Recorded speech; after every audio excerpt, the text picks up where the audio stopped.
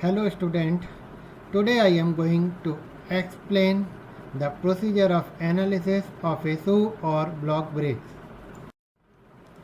First I will analyze single block brake. In single block brake, a single block of frictional material is pressed against the rotating wheel with the help of a lever. Lever in this case is used to increase the effect of applied force. Now for analyzing single block brake, we use following notations.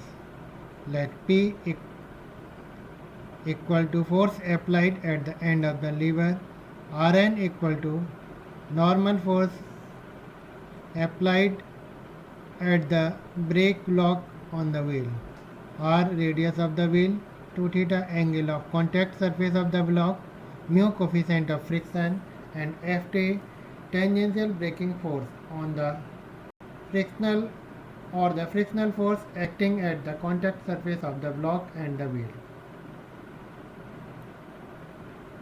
Now if the angle of contact is less than 40 degree, then it may be assumed safely that the normal pressure between the block and the wheel is uniform.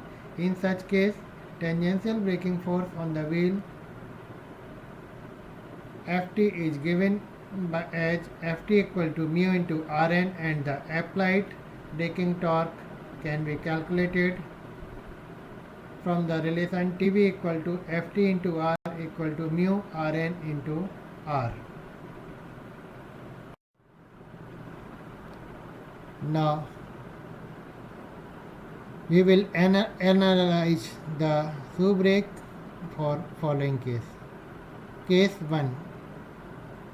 When the line of action of tangential braking force Ft passes through the fulcrum point O of the lever and the brake wheel rotates clockwise as shown in figure. Now applying the equilibrium conditions of the lever, we get Rn into X equal to P into L, or Rn equal to P into L upon X, and thus the braking torque applied on the wheel Tb equal to mu into Rn into R equal to mu into PL upon X multiplied by R, and this becomes equal to mu P into L into R upon X. Thus from the relation Tb equal to mu P into L into R upon X, we can calculate the applied braking torque on wheel.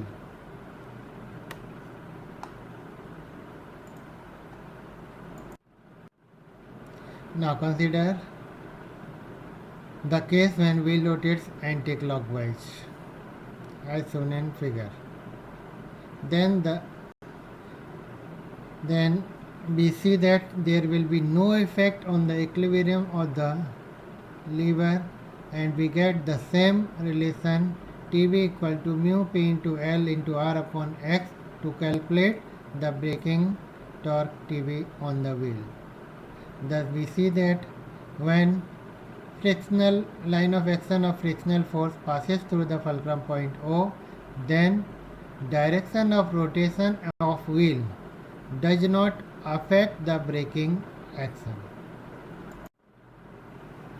Now consider the case 2, when the line of action of frictional force Ft passes through a distance A below the fulcrum point O and the brake wheel rotates clockwise as shown in figure. Now consider the equilibrium of the lever. We get Rn into X plus Ft into A equal to P into L, and from this we obtain Rn equal to P into L upon X plus mu A, and braking torque Tb equal to mu into P into L into R upon X plus mu A. Now if we consider the direction of rotation of the wheel in anti-clockwise direction, and if we apply the equilibrium condition for the lever, we get Rn into x equal to P into L plus Ft into A, and thus we obtain Rn equal to P into L upon x minus mu A, and applied braking torque Tv equal to mu into Rn into R, or when we apply the value of Rn in this equation, we get Tv equal to mu into P into L into R upon x minus mu A. If we compare direction of we compare the equation of braking torque for the case when wheel is rotates in clockwise direction and when wheel rotates in anti-clockwise direction, we see that braking torque is more in case of anti-clockwise rotation of the wheel. Thus this brake will be more effective if wheel rotates in anti-clockwise direction. In this case, we also observe from the equation Rn into x minus mu A equal to P into L. If we choose a value of x such that it becomes equal to mu into A, then in this case applied force P becomes equal to 0. It means we do not need to apply any force for getting braking action, and thus this type of brake is known as self-locking brake. And we can also observe from the equation of equilibrium Rn into x equal to P into L plus Ft into A. In this case, moment due to frictional force Ft aids in the moments produced by the applied force. Thus, this type of brake is known as self-energized brake because in this case frictional force increase the effect of braking. Thus we can define self-locking brake as a brake is known as a self-locking brake if we take x equal to mu A such that applied force P becomes equal to 0. In case of self-locking brake, once contact is made between the block and the wheel, the brake is applied itself. And we can also define self-energized brake as if the moment of the frictional force about fulcrum point is in the same direction as that of the applied force, then frictional force aids in applying the brake, and such brake is known as self-energized brakes.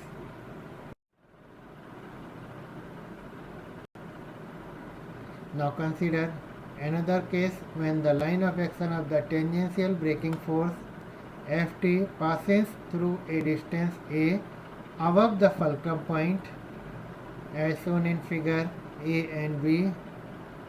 And first we consider the case when brake wheel rotates in anti-clockwise clockwise direction as shown in figure A.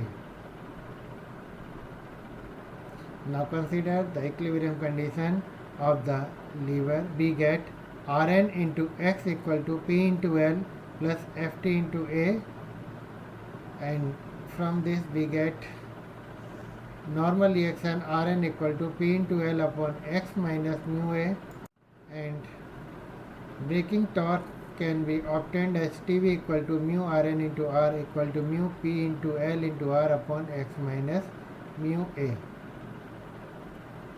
Now if consider the wheel rotates in anti-clockwise direction as shown in figure B. In this case, direction of the frictional force Ft will be changes.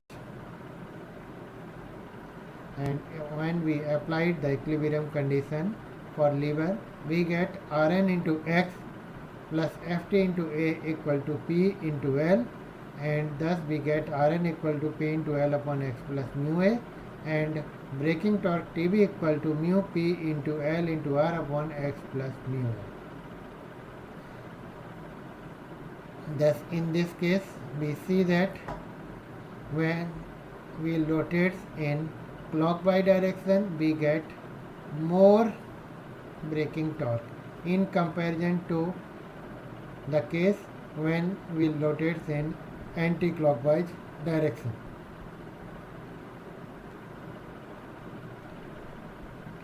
It is also noted that when the angle of contact is more than 40 degrees, the normal pressure is less at the ends than at the center. In that case, mu has to be replaced by an equivalent coefficient of friction mu dash, given by mu dash equal to mu whole multiplied by 4 sin theta upon 2 theta plus sin 2 theta for doing the numerical problem. Double block or shoe brake. Double block or shoe brake is shown in diagram and we can observe from the diagram that in a double block brake the braking action is doubled by the use of two blocks, and these blocks may be operated practically by same force which will operate one. And in case of double block brake, there will be no reaction on the bearing of the rotating wheel. And in this case, braking torque Tb is given by equal to Ft1 plus Ft2 whole multiplied by radius of the wheel R, where Ft1 and Ft2 are the braking forces on the two blocks. Now consider a numerical problem. A single block brake is shown in figure. The diameter of the drum is 250 mm and the angle of contact is 90 degrees. If the operating force of 700 Newton is applied at the end of a lever and the coefficient of friction between the drum and the lining is 0.35, determine the torque that may be transmitted by the block brake. Now the given data is diameter D equal to 250 mm, thus radius R of the wheel equal to 125 mm, 2 theta equal to 90 degree or pi by 2 radians, applied force P equal to 700 Newton and coefficient of friction mu equal to 0.35. Since in this case angle of contact is greater than 40 degree, therefore equivalent coefficient of friction can be calculated as mu dash equal to 4 mu sin theta upon 2 theta plus sin 2 theta equal to 0.385. And now consider the equilibrium of the lever.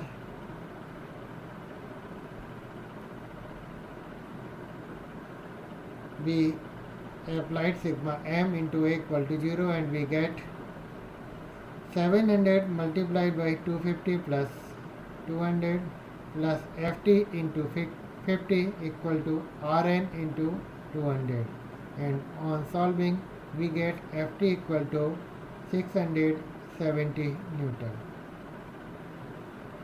and thus we can calculate the braking torque transmitted by the block brake Tb equal to Ft into R equal to 670 into 125 equal to 83.75 Newton meter. This is the required answer. Now consider another numerical problem. A bicycle and riders of mass 100 kg are traveling at the rate of 16 km per hour on a level road. A brake is applied to the rear wheel, which is 0.9 meter in diameter, and this is the only resistance acting. How far will the cycle travel and how many turns will it make before it comes to rest? The pressure applied on the brake is 100 Newton and mu equal to 0.05. Thus data given: mass of the bicycle and rider m equal to 100 kg. Velocity of the cycle b equal to 16 km per hour equal to 4.44 meter per second. Diameter of the wheel d equal to 0.9 meter and normal reaction between shoe and wheel Rn equal to 100 Newton and coefficient of friction mu equal to 0.05. Now let assumed x is the distance travelled by bicycle in meters before it comes to rest. We know that tangential braking force acting at the point of contact of the brake and wheel is given by Ft equal to mu into Rn equal to 0.05 multiplied by 100 equal to 5 Newton, and work done by this braking force for stopping the vehicle W equal to Ft into x equal to 5 into x Newton meter.